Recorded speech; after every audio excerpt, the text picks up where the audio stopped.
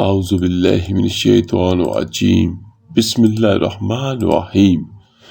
السلام علیکم ورحمۃ اللہ وبرکاتہ۔ میرے عزیز بھائیو بہنوں اور بچوں، امید کرتا ہوں آپ سب خیریت سے ہوں گے۔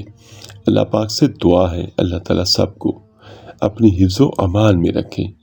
میرے عزیز بھائیو، قرآن پاک کی آیتیں اور حدیث مبارکہ صلی اللہ علیہ وآلہ وسلم آپ کے ساتھ شیئر کرنے کا مطلب یہ ہوتا ہے کہ ان پر عمل بھی کیا جائے۔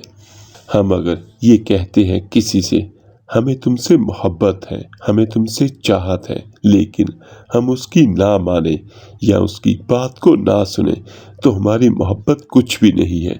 ہم یہ دعویٰ کرتے ہیں کہ ہم مسلمان ہیں، ہم یہ دعویٰ کرتے ہیں کہ ہم آقا کریم صلی اللہ علیہ وآلہ وسلم کو سب سے زیادہ محبت کرتے ہیں، یہ ہمارے ایمان کا جز ہے، لیکن ہم ان کی باتوں پر جب عمل نہیں کرتے تو پھر کیا فائدہ؟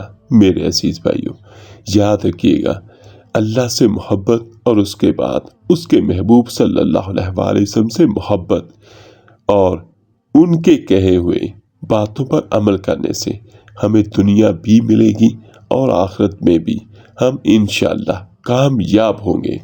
تو چلتے ہیں اپنی آج کی حدیث کی طرف۔ میرے عزیز بھائیو، حضرت ابو سعید خدری رضی اللہ تعالیٰ عنہ سے روایت ہے جس کا مفہوم کچھ یوں ہے کہ رسول اللہ صلی اللہ علیہ وآلہ وسلم نے فرمایا، جب تم اذان سنو تو اسی طرح کہو جس طرح مؤذن کہتا ہے۔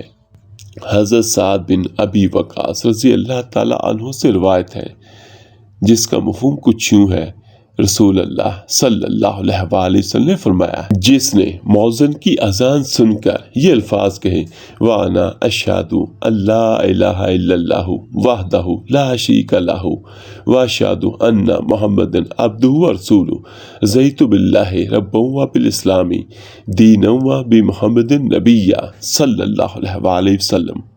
اور میں بھی گواہی دیتا ہوں کہ اکیلے اللہ کے سوا کوئی معبود برحق نہیں، اس کا کوئی شریک نہیں، اور میں گواہی دیتا ہوں کہ محمد صلی اللہ علیہ وآلہ وسلم اس کے بندے اور اس کے رسول ہیں۔ میں اللہ کے رب ہونے پر، اسلام کے دین ہونے پر اور محمد صلی اللہ علیہ وآلہ وسلم کے نبی ہونے پر راضی ہوں، اس کے گناہ معاف ہو جائیں گے۔ سبحان اللہ، ایک کلمہ اور اس کا کتنا بڑا اجر۔ حضرت جابر بن عبداللہ رضی اللہ تعالیٰ عنہما سے روایت ہے، رسول اللہ صلی اللہ علیہ وآلہ وسلم نے فرمایا، جس نے اذان سن کر یہ دعا پڑھی، اللہم رب ھذی الدعوات التامہ والصلاۃ القائمہ آت محمدا الوسیلۃ والفضیلہ وابعثہ مقاما محمودا الذی وعدہ۔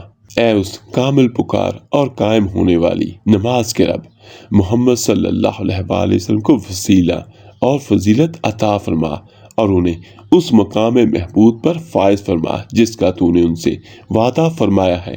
قیامت کے دن ان کے حق میں شفاعت کی اجازت مل جائے گی۔